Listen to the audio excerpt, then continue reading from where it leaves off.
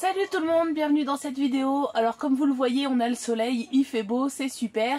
Et comme promis, on se retrouve aujourd'hui pour faire quelques semis en pépinière. Alors une pépinière, qu'est-ce que c'est? Eh bien c'est tout simplement un emplacement provisoire dans lequel on va faire des semis et les laisser grandir le temps qu'ils soient suffisamment développés ou que les conditions météo soient correctes pour pouvoir les repiquer en extérieur au potager en pleine terre. Donc là ici on est dans la serre, ce qui va nous permettre d'avoir des bonnes conditions pour pouvoir faire lever ces petits plants, puisque dès qu'il y a un rayon de soleil comme là par exemple, eh bien dans la serre la température monte très vite. Ici aujourd'hui par exemple il fait 20 degrés alors qu'à l'extérieur eh bien on n'est même pas à 10 degrés. Alors dans ce bac cet hiver il y avait de la mâche, des radis, tout ça ça a été récolté et donc j'ai de la place et c'est pour ça que je vais utiliser ce bac pour faire quelques semis précoces. Il va me servir donc de pépinière et c'est ça qu'on va faire aujourd'hui. Alors qu'est-ce qu'on va semer ? Alors j'ai fait une petite commande de graines au mois de janvier chez Bokeh. J'ai profité du petit code promo qui nous a été donné par Jaco et Lily de la chaîne Les Bons Conseils d'un Jardinier. D'ailleurs j'en profite pour les remercier. Alors moi la plupart du temps j'essaye de faire le plus possible mes propres graines, de récolter mes propres graines. Mais quand il me manque quelque chose ou quand il y a des nouvelles variétés que j'ai envie de tester, eh ben je fais comme tout le monde, je passe une petite commande. Et j'ai donc profité, comme je vous l'ai dit, du code promo de Jaco et Lily pour faire cette commande chez Bokeh. Alors parmi les semences que j'ai commandées, eh bien il y avait notamment celle-ci. Donc celle-ci c'est Choucabu Express, c'est une variété de choucabu très hâtive qu'on peut commencer à semer dès février et qui se prête bien à la culture en primeur. Donc c'est exactement ce qu'on va faire ici. Donc je vais les semer là dans la pépinière, je vais les laisser là jusqu'à ce que les petits plants soient suffisamment grands pour être repiqués à l'extérieur en pleine terre au potager. Donc pour les choucabus, moi je les repique quand ils ont au moins 4 vraies feuilles. C'est ce qu'on va faire pour cela. Je vais aussi semer ça, donc c'est du céleri branche. Alors c'est quelque chose que j'ai jamais cultivé au potager parce que j'avais tout simplement pas l'habitude de l'utiliser en cuisine. Mais je m'en suis un petit peu servi cette année pour certaines viandes en sauce, par exemple les blanquettes, les choses comme ça. Et puis même pour d'autres choses. Et finalement je trouve ça assez sympa, donc j'ai décidé d'en cultiver cette année, céleri branche.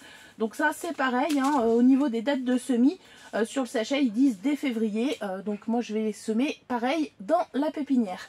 Je vais aussi ressemer des oignons blancs. Alors ici c'est des oignons blancs de Barletta.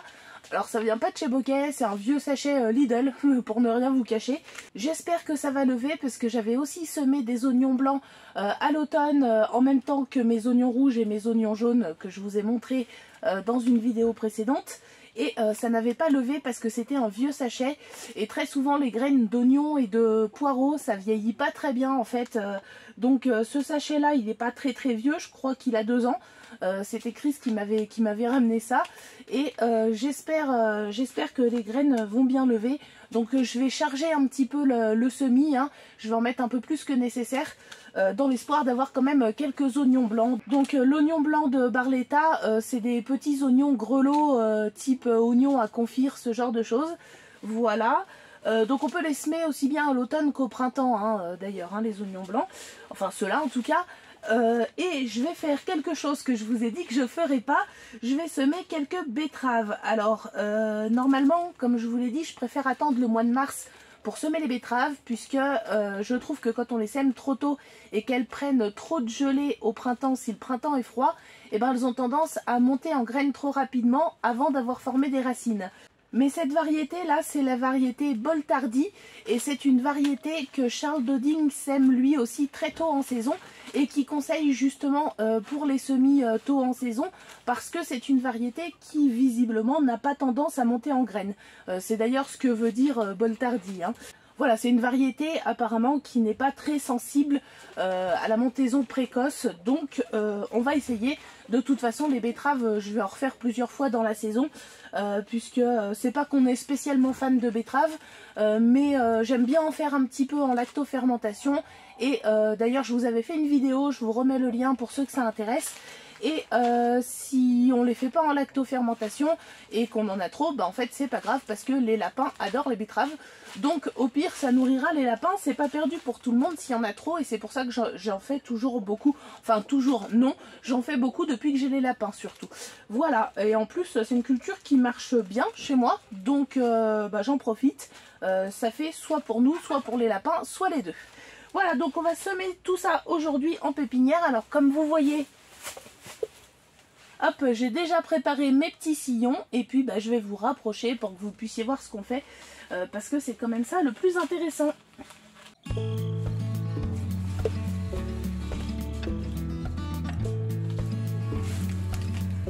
Alors on commence avec les oignons blancs.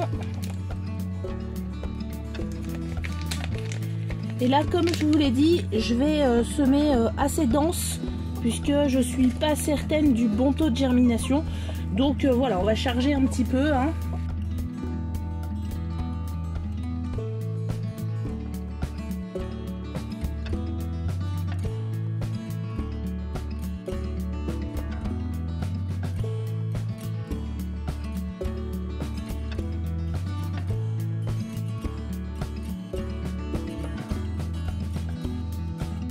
Ensuite, on passe au céleri branche.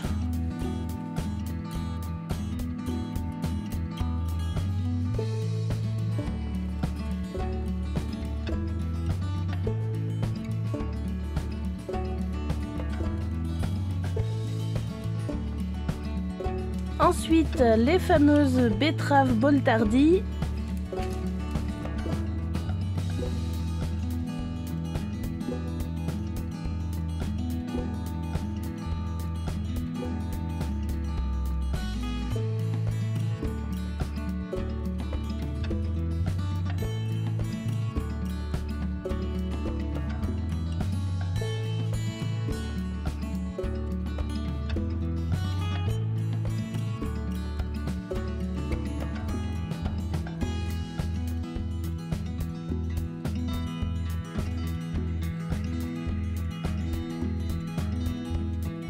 Et on termine avec le chou cabu express, donc chou cabu à pommes pointues.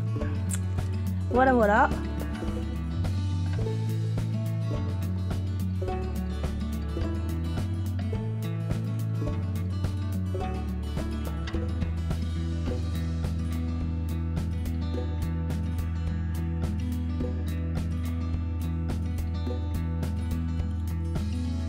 Et voilà, donc maintenant je vais refermer les sillons, alors en évitant de mettre des trop gros morceaux sur les semis. S'il y a un peu des petites mottes, j'émiette.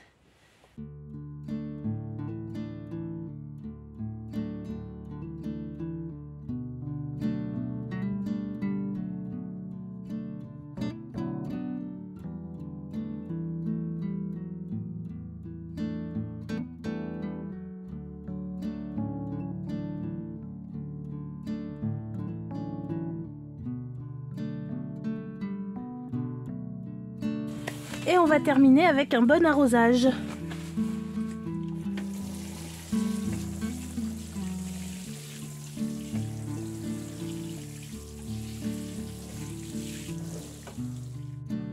Alors je réalise que je vous ai pas expliqué l'intérêt de semer en pépinière par rapport à un semis qu'on pourrait faire en godet ou en alvéole, comme je le fais souvent.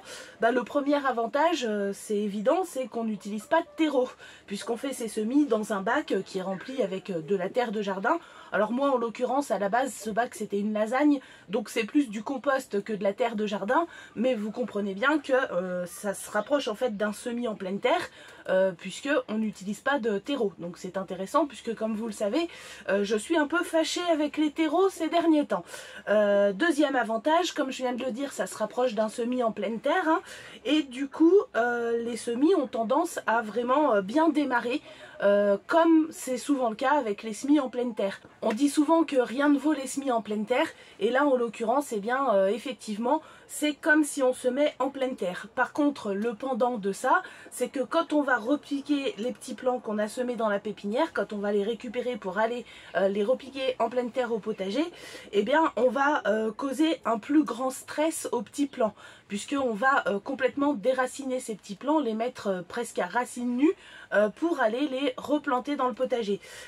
Du coup, on peut imaginer que le stress pour les plants est un peu plus important, le stress du repiquage, puisque quand vous avez des semis en alvéole ou en godet, eh bien vous prenez la motte entière sans déranger les racines et vous plantez la motte entière en pleine terre au potager. Alors que là, voilà, on va vraiment plus déranger les racines. Donc on peut imaginer que la reprise est un petit peu plus délicate, mais en réalité dans les faits il y a vraiment beaucoup de plantes qui supportent très bien le repiquage. Ça peut être problématique pour certains légumes racines, pas tous, hein. La betterave par exemple ça supporte bien le repiquage, mais les carottes, les panais, les choses comme ça, c'est des plantes qui n'aiment pas beaucoup le repiquage, donc il faut éviter de le faire avec ces plantes là. Mais la plupart des plantes, en tout cas celles que j'ai semées là, a priori c'est des plantes qui supportent très bien. Par exemple, quand je fais mes semis de laitue en terrine et qu'ensuite je les repique individuellement en godet, et bien en fait je fais exactement la même chose que ce que je vais faire ici avec les semis en pépinière. Et ça se passe très bien, hein. Les laitues elles reprennent vraiment très bien. À peine 2 jours après elles reprennent leur croissance, c'est presque instantané, il n'y a pas de flétrissement, de choses comme ça. Donc faut pas vous inquiéter, la plupart des plantes supportent vraiment bien ce genre de repiquage. L'exception, comme je vous l'ai dit, c'est les légumes racines qui sont connus pour pas bien supporter le repiquage, typiquement carottes, panais, ce genre de choses. Mais même les betteraves, hein, ça supporte très bien. D'ailleurs on le fait régulièrement avec les betteraves pour les démarier, puisque les graines de betterave, c'est pas exactement des graines en fait, c'est ce qu'on appelle des glomérules, c'est-à-dire un agglomérat de plusieurs graines. Et donc quand vous semez un glomérule de betterave, eh bien vous avez souvent plusieurs petits plants qui sortent, ce qui fait qu'on est obligé de les démarier. Alors il y en a qui ne le font pas, on peut le faire ou ne pas le faire comme on veut, mais en tout cas c'est fréquent de les démarier, hein, donc de les remettre à racines nues et de les repiquer individuellement. Et la reprise se passe très bien et ça n'empêche pas du tout les betteraves de former de belles racines. Par contre pour les carottes, très souvent c'est un peu plus délicat. Voilà, donc l'intérêt du semis en pépinière, eh bien c'est d'une part que ça n'utilise pas de terreau et d'autre part qu'en général les petits plants se développent très bien puisqu'on se rapproche d'un semis en pleine terre, mais avec les avantages d'un semis sous abri puisque cette pépinière elle est sous la serre. Alors pour ceux qui n'ont pas de serre, vous pouvez aussi vous faire une pépinière à l'extérieur et la protéger par exemple avec un voile de forçage, un voile P17, hein. Les voiles c'est vraiment un matériel très intéressant et qui coûte pas cher du tout. Vous pouvez aussi protéger vos semis en pépinière avec un tunnel ou vous faire une pépinière sous tunnel. Il y a Olivier qui a fait une vidéo sur le fameux Jacot tunnel et Jacot aussi il n'y a pas bien longtemps nous a montré comment monter un Jacot tunnel.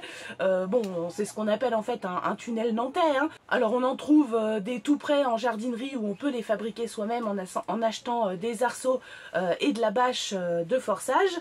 Mais dans tous les cas, si vous n'avez pas de serre, eh bien vous pouvez tout à fait vous fabriquer une petite pépinière comme je l'ai fait ici et la protéger avec un voile de forçage ou avec un tunnel. D'ailleurs, même sous serre, comme je l'ai fait ici, si vous avez une pépinière sous serre et que vous voyez qu'il fait très froid, eh bien vous pouvez protéger vos semis ou hâter la levée de vos semis en rajoutant un voile de forçage par-dessus ou en rajoutant un tunnel par-dessus à l'intérieur de la serre. Et vous gagnerez comme ça encore plus de température. Par contre, faites attention quand il y a des journées ensoleillées comme c'est le cas ces jours-ci, en tout cas chez moi, faites bien attention parce que déjà dans la serre la température monte très très vite, mais alors sous les tunnels c'est encore pire. Et vous pouvez vous retrouver avec des mauvaises surprises du style des semis qui grillent. Les tunnels quand il y a du soleil ça s'aère, hein, il faut les ouvrir pour faire entrer l'air et qu'il ne fasse pas trop chaud parce que sous un tunnel il peut faire très très vite très très chaud. C'est pour ça que personnellement j'ai tendance à préférer les voiles, en tout cas dans la serre. À l'extérieur les tunnels ça fonctionne très bien, mais dans la serre j'ai tendance à préférer les voiles parce que les voiles ça respire plus qu'une bâche de tunnel et du coup vous avez moins de chances de vous retrouver avec des semis qui grillent. Voilà, donc là je pense que je vous ai tout dit. Je pense aussi que je vais vous refaire une vidéo blabla encore par rapport à l'optimisation du potager, l'enchaînement des cultures et tout ça, parce que j'ai oublié de vous dire certaines choses, mais je vais pas le faire dans cette vidéo là parce qu'elle dure déjà longtemps je crois. Donc on se retrouve très bientôt et plein de choses à vous montrer. La saison là ça démarre, donc on va se retrouver assez souvent. Voilà, bah écoutez, je vous souhaite à tous un excellent week-end et je vous dis à très bientôt pour une prochaine vidéo.